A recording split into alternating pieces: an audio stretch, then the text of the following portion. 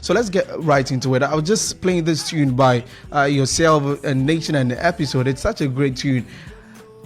And earlier we're playing, songs from back in the day. I want to understand what has been the big difference from you, making music back in the day, from the 1997s coming into the 2000s and also now 2020 moving on. As far as lyrically. Well, whichever way, whether the lyrics, the beat production, and all of that. Oh, that pretty much answers itself. I mean, times change, so obviously the kind of music that we were making back in the day has evolved. So, being that I'm over the time, my music, even the production, will sound different. Even the producers are younger and they're making different types of beats, but. As far as the flows and the lyrical content, the fundamental principle remains the same. A little bit of humor, the flow is very intricate, and then Nyaka, Kriglish, yeah, Meximu, just trying to make good music. I guess it's the same principle from back then till today, trying to make good music. Because talking about flow, 1111 featuring Sarkodie, you had some crazy flow on there, So I mean, I can understand that. Thank you, brother. It is really a good song. I love the blend, with the flow from the beginning. Sarkodie came in and all of that. Now you are very close to most of the new cats now on the block, most of the artists now. What sort of feeling do you get from them when they speak to you, making music and looking up to you way back then, and now they are also at the top? Well, first of all, it's just in the African tradition to respect your elders. And so because I am so much older than them, I mean, I am actually older than some of our rap legends. So example, when I came in the game, I was still a Brafor's big brother. When I came in the game, I was still Achiame's big brother. I was still Lord Kenya's big brother. This is how much of an age gap. But being that I carry myself in such a young fashion, people tend to forget how much older I am than these kids. So I've always been accorded that respect as big brother. So now, when you stop the kind of humor, now we die humor, not say, then now you're the grandpapa on top. Then definitely you do get that special respect that's accorded to the OG. So yes, but I don't carry myself in that manner. I'm not into ageism. I believe in respect for old, young, women, men. And she said, "Oh, Kenya, I don't care if you're young or you're old." So because I don't I don't play the big boy thing. So they feel very free around me, and they feel very relaxed, and they share their problems. I'm jovial. They could joke with me, but yes, they do have that respect for me. Yes. And that's why you put episode Nation on a song, and even with the other song that's about slaps and all of that, there's a young kid on it. I mean, I've always been the sharing type of dude. I've always maintained a level of humility, which has always made me easy for people to approach, and I'm accessible. And so even at the peak of my career, you see me bringing a Brafor onto stage, which he used in his video. If you watch one of his videos, I've always been an open book. And so, people tweet at me, I tweet back. You call my phone, I go answer. So. Yeah, and I get that. I mean, I can say that. I mean, talking to you, for this to happen, it's been great. Now, One other aspect that has come up lately is talking about the Ghana music industry, revenue generation. Most of the artists have been complaining that the systems are not there, the structures are not there, and all of that. I want to ask, when you started, how did you fund your career back then? Was it your own money? Was there an investor sort of, so that we can understand the situation from your side? This is where my story is so unique, because I really did not go through the struggles that most artists go through coming up. I was so blessed. And I keep telling everybody that my father, God bless his soul, Richie Santos, says, he is the one who funded it. Man, that or Brandon, man,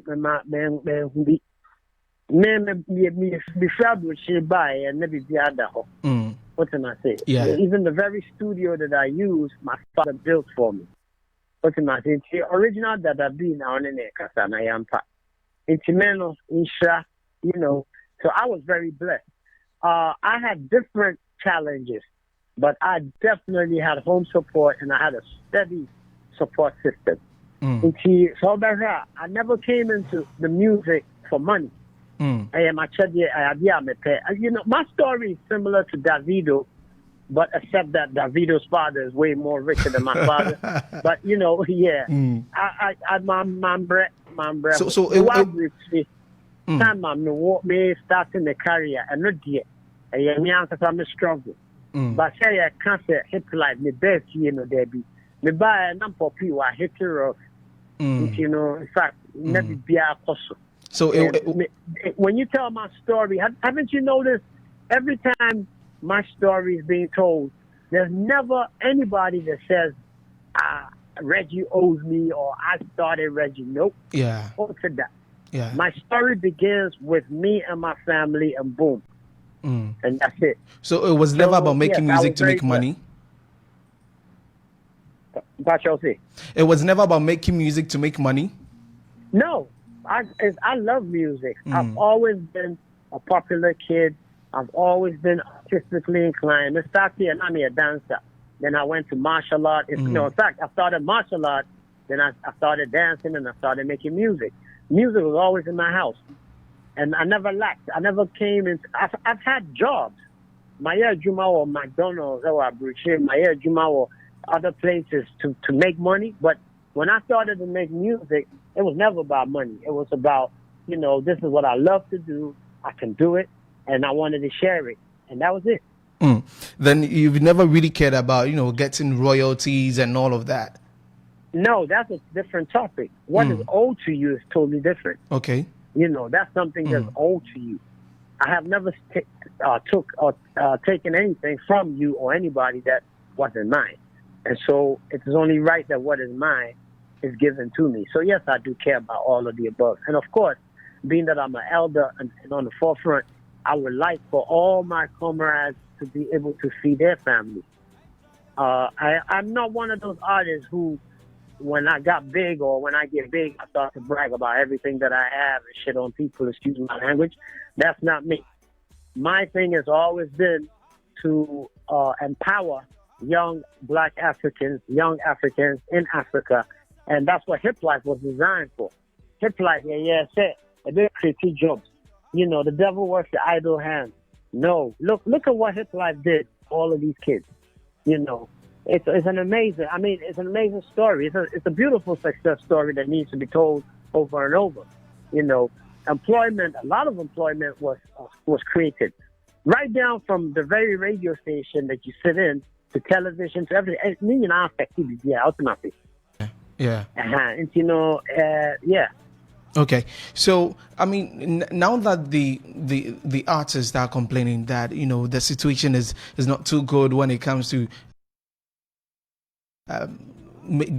getting money from the industry, revenue generation, and all of that. Yeah. What do you think should be put in place? I know that you've endorsed the Alliance for Changing Ghana Music and all of that. What really do you think should be done to change the situation? What should be put in place is exactly what is not in place. And there are so many things. First of all, young kind of COVID After na COVID, the musician in Ghana was just struggling. Okay, we love to do what we do. Is why we do it. We don't necessarily make all kinds of money that you might imagine. No, I mean, we are in show business, so people want to do shows. But let's talk the business side of things. When you look at Nigeria and you look all over the world today, you can see how people are making money from music. Okay? Ghana is lacking. We are behind on that level. Now, for COVID, Asamba. And I was doing an interview with Brother Che, Kobe, and I said the same thing. I said, believe. And I said, believe, yeah, very soon, believe. Because COVID, no, barely one of my air affecting. I can't answer na COVID bebano. Na bro, after COVID, I back home. Not still I, more this is the time to come real and this show one. So what's my manage a bank? Just Kai say COVID about that's the kind of so bad symptom because you're gonna have a different life. As we live today, the life that we used to live has totally changed. And see, this is the time a lot of musicians are gonna die paupers. And this is not fair. These are the people, you're young today, you're not gonna be A.B. Cranston, all of these, look at these older folks who came, okay? The music that we enjoy, and some of them died penniless, but we're still playing their music and enjoying it while their children are suffering. It should be any. When I make music and you download it for free, okay, yeah, no, I can't be myself for social media. The musician is broke. And I'm thinking to myself, Nibotomia wasn't. And no, but now, did you win? Be grateful for that. We are also did not to Nisika. Now you download it for free. Better than when you say it's gonna go. Is it that the industry players do not understand the business side of the music that is going on here? Because you talked about Nigeria and all of that. People say Nigerians understand the business and all of that. Is it that the understanding of the business part is not there? Yeah, I mean that too, because as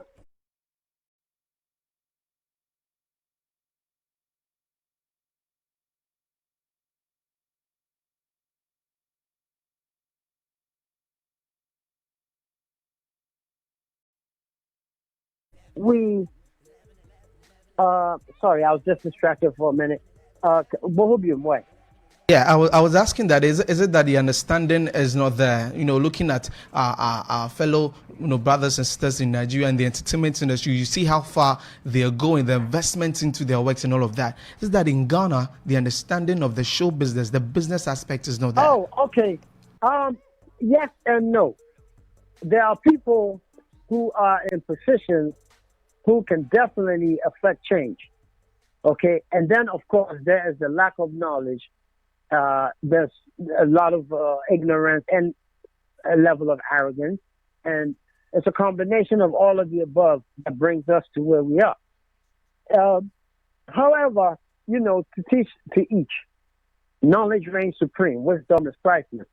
So if today young Ghanaians have risen and want to speak about change, it can only be right. A lot of respect to Reggie Bowley and them for stepping up. And on my best year, and they're trying to contribute to their country. Because what to me, who said, Joe, there's a lot of money being made or to be made. What am I saying? And you don't have to die a pauper. You don't have to be struggling. You have very popular music that you hear. But these songs should be able to generate revenue. And so when your crowd, he should be able to look after his rent, his family, all of the above. Now, you're not going to be a star forever. That's another thing that when I see these artists bragging, I'm like, you will never be a star forever. Humble yourself. Because it doesn't really, you will not be as you are. I mean, I don't wish it on you, but God bless that, you live long and be healthy like I am, but, and no matter, what am I saying? Until that should so you have to. Look, when James Brown is not alive, Michael Jackson is not alive, Prince is not alive, but for every time that their music is played, it generates revenue and it goes somewhere into the grandchildren, for life, and this is what the entertainer does. Well, I mean, to the upcoming artists and even to some of the mainstream artists now we know that the structures are not there. The system is not so good, supporting them. What should they be doing? I mean, you are still an artist. What should all of you be doing to help yourselves out of the situation? Well, that's the beginning. This is why we have all endorsed what Reggie, Zippy, and his brother Boli are embarking on. You see, this is why it's in your tonic, because first of all, we need to sit together at the table. We need to identify an alliance, which is what they called it. Sit down and then collectively. And so that the next generation, the next kids who are coming up won't have to suffer or go through, what the older folks went through. So this is the beginning. Change is always good. Medan, change is always good. Yeah. Okay, so moving away a little bit from the revenue generation side. So lately, there's been the ups and downs with the beefs and all of that going, making the industry, sort of buzzing, especially to the female musicians. If you were their managers now, what would you be doing? Because now the attention has, been brought towards female musicians in Ghana. You have the likes, all of them. What would you be doing to help them, keep afloat on the music scene? Well, I have been so busy feeding the needy. If you know what I've been doing, I've been feeding a lot of needy